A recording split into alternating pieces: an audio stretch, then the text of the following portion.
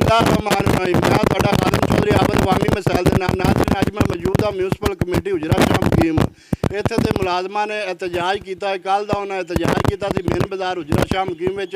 ਅੱਜ ਉਹਨਾਂ ਹੜਤਾਲ ਕੀਤੀ, ਕੋਈ ਕੰਮ ਤੇ ਨਹੀਂ ਗਿਆ ਮੁਲਾਜ਼ਮ। ਇਹਨਾਂ ਕੋਲ ਪੁੱਛਣਾ ਕਿ ਕੀ ਮਾਮਲਾ, ਇਹਨਾਂ ਕਿਉਂ ਹੜਤਾਲ ਕੀਤੀ। अस्सलाम वालेकुम जी। वालेकुम सलाम जनाब, है तो नवाजिश है तुहाडी कि तुसीं साडी आवाज़ बन के सुनना है, क्योंकि साडी 3 महीनों तो यह करोना मुलाजमीन की तनख्वाह बंद है। 2 महीनों तो इन्हों की बकरा ईद की ग्रांट आई है, वो पता नहीं पैसे इन्हें कित्थे ला लेने। लिहाजा मुलाजमान दी तनख्वाहां तो सारियां दी बंद ने। तो जिहड़ा इत्थों दा क्लर्क साहब है उन्हें सोलर पैनल कित्थों लवा लिया, सानू भी मशीन दस दिओ जिंदे विचों असीं भी पैसे कढ के ते आपदे घर दे अखराजात चला ले। साडी 2 महीनों तो तनख्वाह बंद है, बिल कट्टे गए ने। पेंशन वाले मुलाजमीन जिन्होंने पैंपर लगते हैं वो पैंपरां तो मफलूज ने, जिहड़ियां औरतां कोल चलिया नहीं जा सकदा, वो आपदी रोजी रोटी तो आवाज़ ने। उल्टा बंदियां नूं 2-3 बारी आख्या ते मुतलका हकाम ने नोटिस जारी कर दिते, इन्होंने टर्मीनेट कर दिओ, इन्हां दा तबादला कर दिओ, इन्हां नूं फलां कर दिओ, ये कर दिओ। साडे नाल तां इह ज़्यादतियां कीतियां जा रही है। साडी हकामे बाला अगे अपील है कि इत्थों इस तरह के अफीसर चेंज किए जान ते ईमानदार अफीसर इत्थे लगाए जान। ਉਹ ਜਿਹੜੇ ਮੁਲਾਜ਼ਮ ਦਾ ਨਾਂ ਲੈਂਦੇ ਪਏ ਉਹਦਾ ਕੀ ਨਾਂ ਹੈ? रिजवान हनीफ ਉਹ ਕੀ ਇੱਥੇ ਕੰਮ ਉਹ ਜੀ ਜੂਨੀਅਰ ਕਲਰਕ ਸੀ, ਬਾਪ ਹੁੰਦਾ ਨੈਬ ਕਾਸਰ ਸੀ, ਉੱਥੋਂ ਪਤਾ ਨਹੀਂ ਕਿਵੇਂ ਪ੍ਰਮੋਟ ਹੋ ਗਿਆ। ਮੈਂ ਉਸ ਤੋਂ ਵੀ ਪਹਿਲਾਂ ਦਾ ਲੱਗਾ, ਅੱਜ ਦੀ ਇੱਥੇ ਡੀਪੀਸੀ ਨੇ ਬਿਠਾਈ ਗਈ ਕਿ ਕਿਸੇ ਹੋਰ ਸਾਡੇ ਮੁਲਾਜ਼ਮਾਂ ਜੋ ਕਿਸੇ ਨੂੰ ਮੋਟਰ ਆਪਰੇਟਰ ਵੀ ਨਹੀਂ ਲਗਾਇਆ ਗਿਆ। ਇੱਥੇ 5ਵੀਂ ਪਾਸ ਵਾਲਿਆਂ ਨੂੰ ਉਹਨਾਂ ਨੂੰ ਮੋਟਰ ਆਪਰੇਟਰ ਲਗਾਇਆ ਗਿਆ। ਹਾਲਾਂਕਿ ਕ੍ਰਿਸਚਨਾਂ ਦਾ ਹੱਕ ਹੈ ਕਿ 5% ਸਾਨੂੰ ਕੋਟਾ ਦਿੱਤਾ ਜਾਏ। ਇਹਦੇ ਚੋਂ ਵੇਖ ਲਓ ਕਿ ਟਾਊਨ ਕਮੇਟੀ ਦੀ ਤਾਰੀਖ ਦੇ ਵਿੱਚ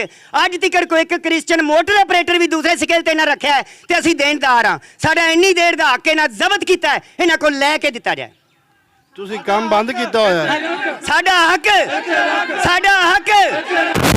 ਤੁਹਾਡੇ ਨਾਲ ਮੌਜੂਦ ਨੇ? हाँ जी, खवातीन मौजूद ने, उन्होंने भी 3 महीने तो तनख्वाह बंद। कई बेचारे मकान किराए वाले तो रहते हैं, लोगों ने बाहरों ताले लगाते हैं। ਇਹ ਵੇਖੋ ਬੱਚੇ बगैर कपड़ियां ਤੋਂ बगैर रोटी तो बेचारे आवाज़ार ने।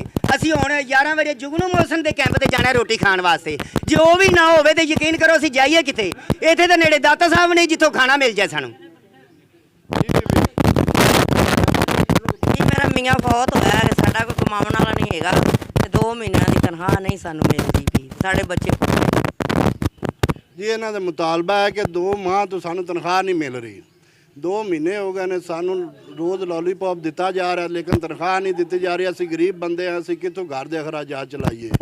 ਸਾਡੀ ਹਕਾਮੇ ਬਾਲਾ ਅੱਗੇ ਸੈयद ਆਸ਼ਿਕ ਸ਼ਾਹ ਕੁਰਬਾਨੀ ਸ਼ਾਹ ਸਾਹਿਬ ਅੱਗੇ ਔਰ ਜੋ ਬੀਬੀ ਮਰੀਮ ਨਵਾਜ਼ ਸਾਹਿਬ ਅੱਗੇ ਰਿਕੁਐਸਟ ਹੈ ਕਿ ਸਾਡੇ ਇਸ ਵਾਕਿਆ ਦਾ ਫੌਰੀ ਨੋਟਿਸ ਲਿਆ ਜਾਵੇ ਔਰ ਸਾਡੀਆਂ ਤਨਖਾਹਾਂ ਸਾਨੂੰ ਲੈ ਕੇ ਦਿੱਤੀਆਂ ਜਾਵਣ।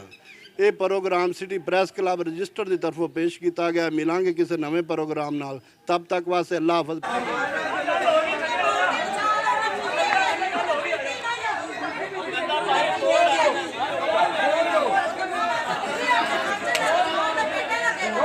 बेटे लगता पे मैं जवान के बेटे लग लो